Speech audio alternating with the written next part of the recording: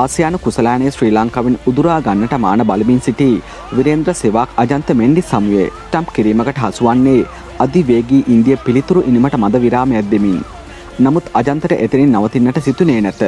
යුවරාජ් සින්හට පන්දු දෙකක් පිටියේ රැඳෙන්නට ඉඩ දුන් අජන්තගේ පන්දුවට එක්වරම කරකැවී කඩුල්ලේ වැදුනේ අති විශේෂ පන්දු යැවීමක ආරම්භයක් ලෙසින්. 2008 ආසියානු කුසලානයේ ඉන්දියාව හා ශ්‍රී ලංකාව අතර තරගයක් බවට කලින්ම පත් වී තිබුණි. එකී කණ්ඩායම් දෙක පාසුවෙන් අවසන් තරගයට කරච්චි නුවර වෙන් කරගන්නේ ජුලි 6 වනදා. කාසියේ වාසී දිනු මහේන්ද්‍රසිං ධෝනි පළමු පන්දු යවන්නේ ඉන්දියාව හඹා යාමේ විශේෂ දක්ෂතාවයක් ඇති රටක් වන නිසා. ශ්‍රී ලංකා ඉනිම අරබන්නේ ජයසූරිය හා සංගාය. සංගාගේ දුවද්දී දැවී යාමෙන් ඇරඹුණු පිතිකරණ කඩා වැටීම නතර වන්නේ ලකුණු 66ක් වෙද්දී කඩලු 4ක් බිඳ වැටීමෙන්. අන්තයක තනි වූ ජයසූරියට එක්වන්නේ දිල්සාන්. සනත් ජයසූරිය මාස්ටර් බ්ලාස්ටර් වන්නේ ප්‍රහාරක වේගය නිසාම නොවේ. ඔහු ගහන දාට ලකුණු කීයක් ගහන්න ඇද්දැයි ඔහු සොයන්නේ නැත. අනෙක් අන්තයේ කඩලු කීයක් දැවී ගියත් ඔහුට ගාණක් නැත. ඔහු තනිව පහර දෙන්නේය. කොටින්ම Taman පන්දු කීපයකින් ලකුණු කීයක් ගන්නවාද කියා හෝ ජයසූරිය බලන්නේ නැත. ඔහුට අවශ්‍ය පන්දුවට වැරෙන් පහර දීමට හා පන්දු යවන්නන් වෙහෙස කිරීමට පමණි. ලකුණු 66කට විකට් 4ක් තිබූ ඉනිමක ආරම්භයක පන්දු 79කින් සතකයක් ලැබීම ජයසූරිය ස්පෙෂල් එකක් වන්නේ ඒ නිසාය.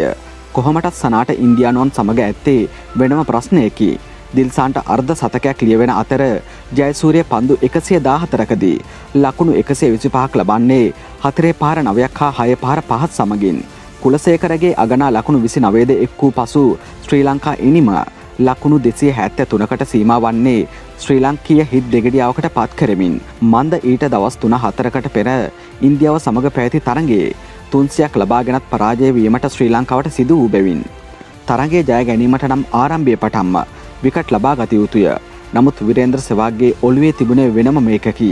ආරම්භයේ පටන් ඔහු පන්දු යවන්නන් තඹයකට මයින් නොකරමින් පහර පිට පහර එල්ල කරන්න ගත්තේ පීඩනය තව තවත් මහේලගේ හිස මත තබමින්.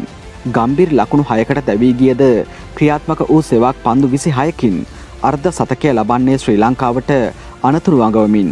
නමුත් විශේෂය නම් සෙවාග් අර්ධ සතකය ලබන විට ඉන්දිය ඉනිම දැක්ුණේ ලකුණු 58ක් ලෙසින්. ප්‍රහාරය ඒ තරම්ම දැඩිය. ඔය අතර වාරයේ තරගාවලිය පුරා ශ්‍රී ලංකාව සතු හොඳම තුරුම්පුව වූ අජන්ත මෙන්ඩිස් සෙවාග්ගේ ඉනිමට තිත තබන්නේ ශ්‍රී ලංකා පිලට සැනසුම් සුසුමක් ලබන්නටය.